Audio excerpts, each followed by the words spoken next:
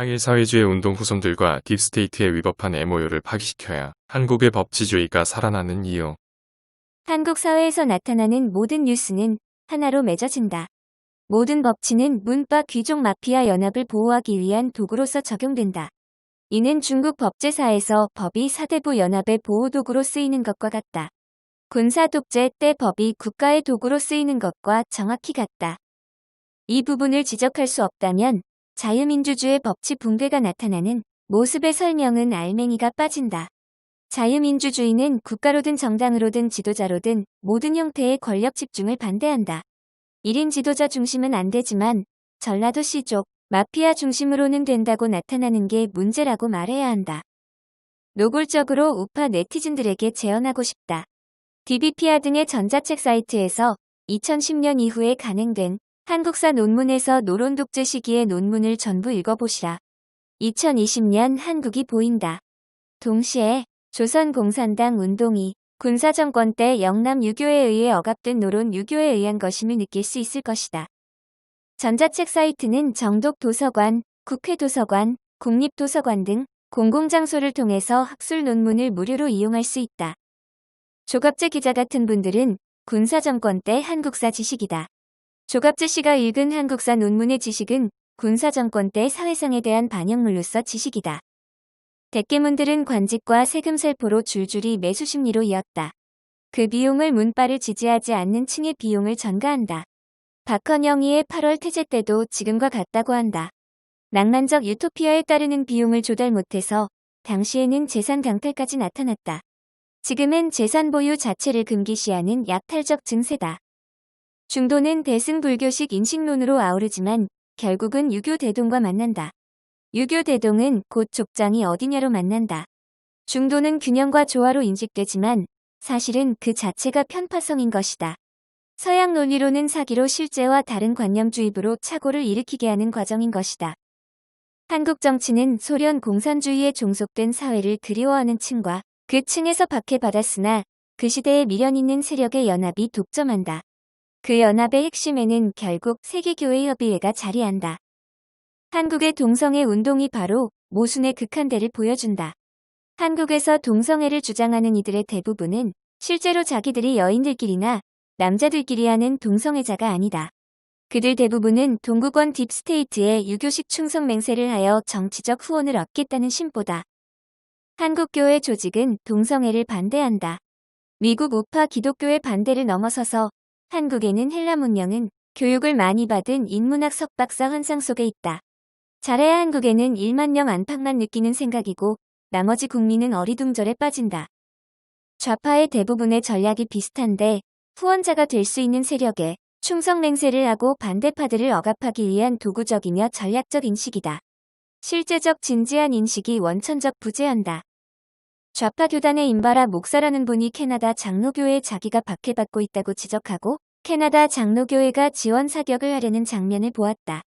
조갑재 기자가 중국식 우주관으로 미국을 해석하듯 캐나다 장로교회는 한국 기독교인이 헬라 문명에 있는 양 오인하고 있음을 알고 그러는 것이다. 임바라 목사 사건에서 우파 기독교의 약점이 드러났다. 현실의 사건은 국제예수 사기 혹은 국제복음 사기인데 미국 우파 기독교와 동일시하여 사문난적급의 시각을 유지하여 도리어 임바라 목사의 논리를 강화시키고 있었다. 전국을 분할하여 외국 선교사가 분할 전도하는 네비우스 전도 방식으로 전라도의 선교사가 많이 파견된 공간은 캐나다였다. 마치 조선시대의 노론 독재 때 노론 가문 족보학처럼 항일 사회주의 운동 가문의 족보 역사에 티끌이라도 반대를 하면 큰 죄악을 짓는 듯한 분위기를 몰아간다. 여기에서도 부산 경남권 신종교 할아버지들의 자충수가 큰 몫을 차지한다. 신종교 할아버지들은 자신들이 중국식 사고라는 것을 모르는 채 마을 간의 경쟁으로 가는 구조를 생각한다. 서로 싸우면서 결정적 순간에는 끌어준다는 조선 왕조식 관계로 가는 것을 자연화하니까 우파의 모든 좌파 공격이 무의미하게 빠진다.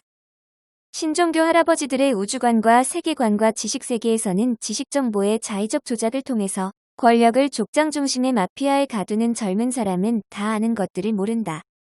딥스테이트의 그레이트 리셋에 얽혀서 북한 공산당과 조인트되어서 북한 공산당과 남한의 조선 공산당 후예 세력이 하나의 동심원으로 차지하면 사실은 탄핵 때 이명박 세력이 도와주고 피해봤듯이 북한 공산당과 충성 라인에서 인정받은 다수를 빼고는 도와주고 박해받을 것이 200%다.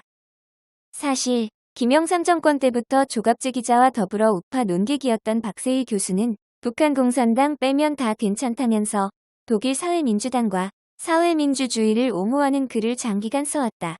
이미 한국의 주류 언론과 딥스테이트 연결은 알게 모르게 이런 절차로 사실로 존재하고 있다.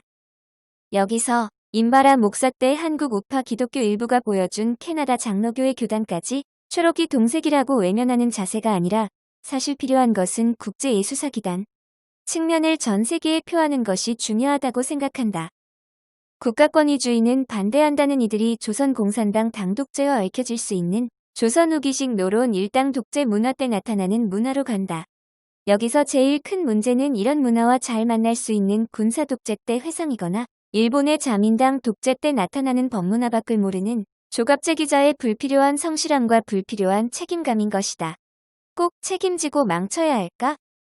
한국 정치는 30년 가까운 장기간에 걸친 공동불법 행위로서 부동산 사기 유형에 가깝게 귀족 일부가 세계와 국민을 동시에 속인 것이다. 묻자 자유민주적 기본질서에 따라서 전라도 귀족 당파의 권력 집중이 안 된다고 말할 때 그 법규범은 어떠한 문화 토대에 자리하는가? 법 조문에 있다는 표현만으로는 부족하다. 사회적인 법 규범과 이어져야 한다. 영남 신종교 할아버지들이 중국 문명으로 돌아가도 법 규범이 된다고 생각하는 게 하면 할수록 전라도 귀족 만세로 가고 있다. 권력 집중은 곧 관직을 향해서 자신을 끌어주는 이들을 요구하며 그를 통해서 관직을 차지하면 크게 부패하고 싶다는 욕망이 자리하기 때문이다. 권력을 차지하면 나머지는 국민 눈속임하고 싶다는 이야기다.